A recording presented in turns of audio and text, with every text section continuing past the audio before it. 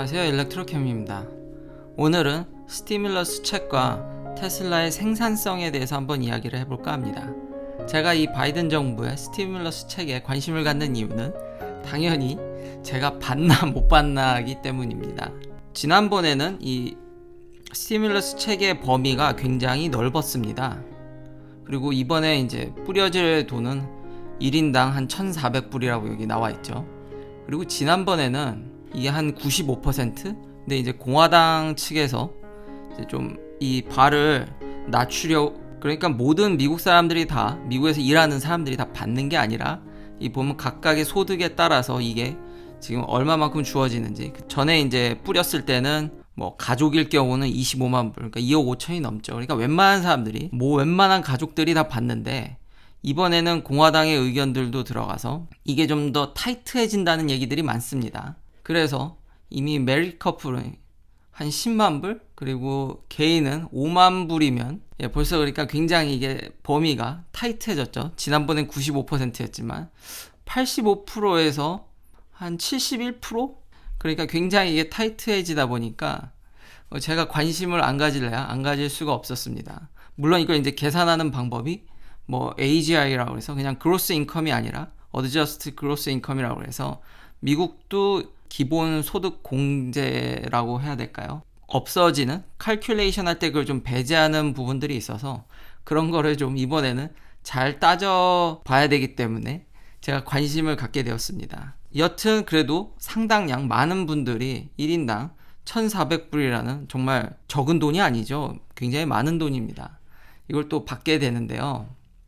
이렇게 됐을 시에 주식시장이 또 한번 이렇게 점핑하지 않을까. 그래서 그런 이야기들의 기사들이 굉장히 많이 나오고 있고요. 어차피 돈을 뿌리면 돈이 흘러 결국 이런 자산시장에 가는 거는 뭐 막을 길은 없는데, 원래는 이게 이제 사람들의 좀 부족한 소득을 책임져주고 여러 가지 이제 돈이 돌고 이렇게 가야 되는데, 이 로빈후드라든지 요즘은 개인 투자분들이, 리테일 셀러분들이 손쉽게 앱을 통해서 이제 주식시장에 이렇게 개입할 수 있다 보니까 이제 그냥 다이렉트로 가는 거죠. 그러니까 좀 더 가속되는, 어차피 돈을 뿌리면 흘러 가지만 이런 기술적인 도움들이 그냥 그대로 주식시장에 확 흘러가는 게 아닌가, 그런 우려들이 좀 있습니다. 그래서 지난 한 달간 테슬라 주식이 옆으로 이렇게 좀 횡보하는 그런 모습이었는데, 이러다가 이렇게 가면 당연히 좋겠죠. 이런 것들이 어떤 영향인지 좀 예의주시할 필요가 있고요.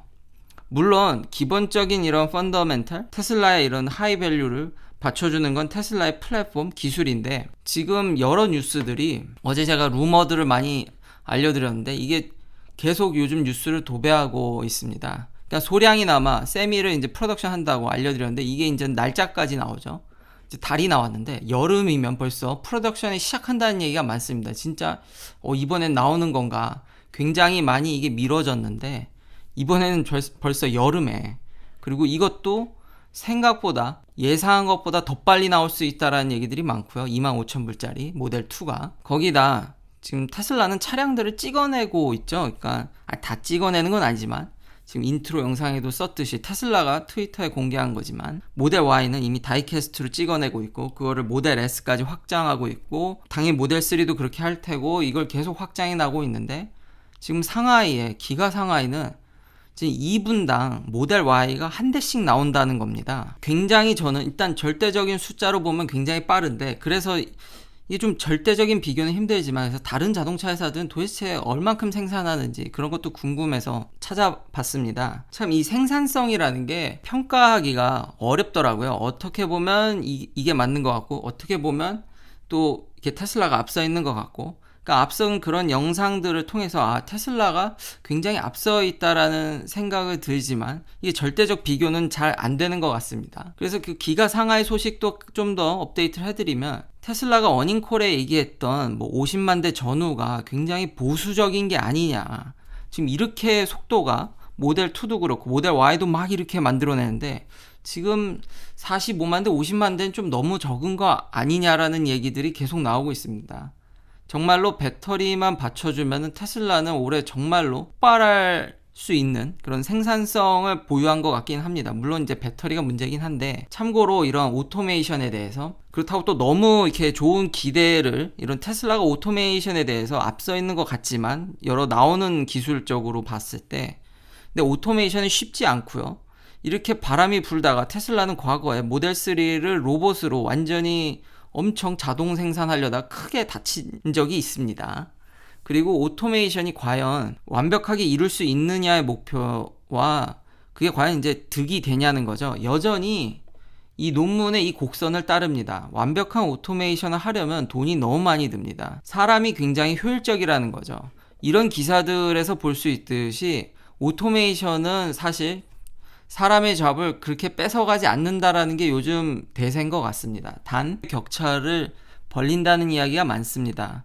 여전히 사람은 필요하고, 대신에 이런 자동화를 연구하고 자동화를 꾸리고 이런 하이텍에 있는 사람들의 연봉들은 올라가지만, 그래도 여전히 단순 노동할 사람들이, 대체할 사람들이 필요한데 그 잡의 이제 임금은 떨어지니까 이 빈부격차를 벌리는 게 아니냐, 잡이 없어지는 게 아니라 빈부격차를 벌리는 그런 것들을 더 우려한다는 얘기가 나오고 있고요. 실제로 이제 다른 자동차 회사들의 이런 생산성에 대해서 연구한 걸 보면은 여전히 과거에 이 곡선이 과거에 나온 이론인데, 여전히 이 기울기나 이런 커스트 요런 것들만 좀 변수만 바뀌었지 여전히 이게 맞아 떨어진다는 겁니다. 그래서 하일리 오토메이션 된 독일의 이 독일 공장들, 미국에 있는 젊은 카들 혹은 유럽에 있는 젊은 카들은 하일리 오토메이션이 돼 있지만 이게 지금 높은 게 좋은 게 아닙니다.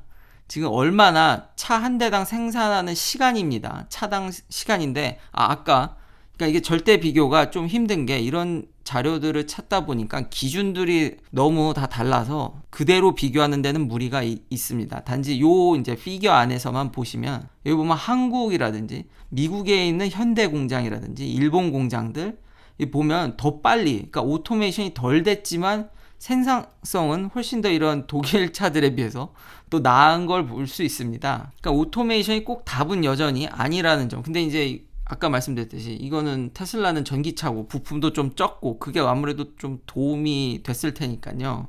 이건 내연기관이니까요. 다시 한번 그 상하이에 지금 분당 2분에 한 대씩 나오는 거 보면은 모델 Y는 지금 하루에 700대를 생산하고 있답니다. 지금 현재. 그래서 뭐 모델 Y는 뭐 20만 대. 근데 지금 모델 Y만 생산하는 게 아니죠. 상하이는 지금 모델 3도 생산하고 지금 모델 2도 지금 막 들어가고 있다는데, 진짜 이런 게 다 터지면은 장난이 아닐 것 같긴 하지만 오토메이션에 있어서 이런 부분들도 좀 고려해야 된다는 점. 그리고 일단 그냥 이게 아까 말씀드린 계속 절대적 비교는 힘들지만, 왜냐하면 이 회사들이 지금 공장 라인을 한 개만 갖고 있는 건 아니니까요. GM, 포드, 뭐 닛산, 혼다 보면 분당 GM은 13대를 생산하고요. 뭐 포드는 분당 12대씩이나 막 나오니까요. 물론 이제 공장이 하나가 아니라서 비교하기 힘들지만 여전히 그 내연기관의 여러 라인들에서 쏟아져 나오는 차들의 그런 위력들, 지금도 엄청나게 차들이 계속 쏟아져 나오고 있는 것을 알 수 있고요. 그래도 나름의 그렇게 비교를 해보면 이번 코로나 사태 때 캘리포니아에 있는 프레먼트 공장에서 이게 셧다운이 됐었죠. 그러면서 거기에 이제 워커들이 얼마나 많은 분들이 종사하는지가 이제 다 정확히 알려졌습니다. 이런 코비드 때문에 대략 지금 11,000명이 그 공장에서 일하고 있고, 지난 어닝콜에 물론 배터리가 받쳐줘야 되지만 한 51만 대?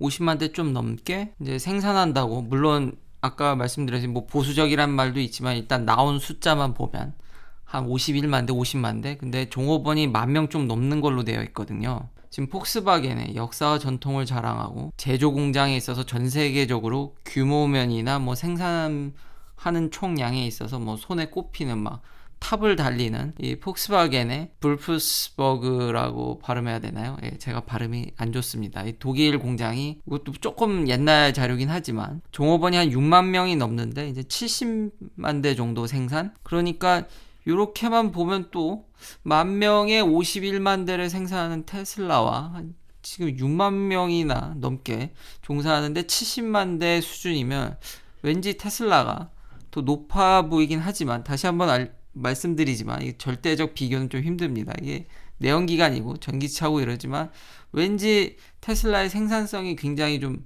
이런 다른 여러 가지 측면으로 봤을 때 여전히 좀 그래도 높아 보이는 점, 거기다 플러스 배터리도 지금 테슬라는 여기다 파일럿 라인까지 돌리고 있죠. 전에도 어제도 살짝 언급한 그 배터리 자동화 이런 논문도 찾아볼 수가 있었습니다.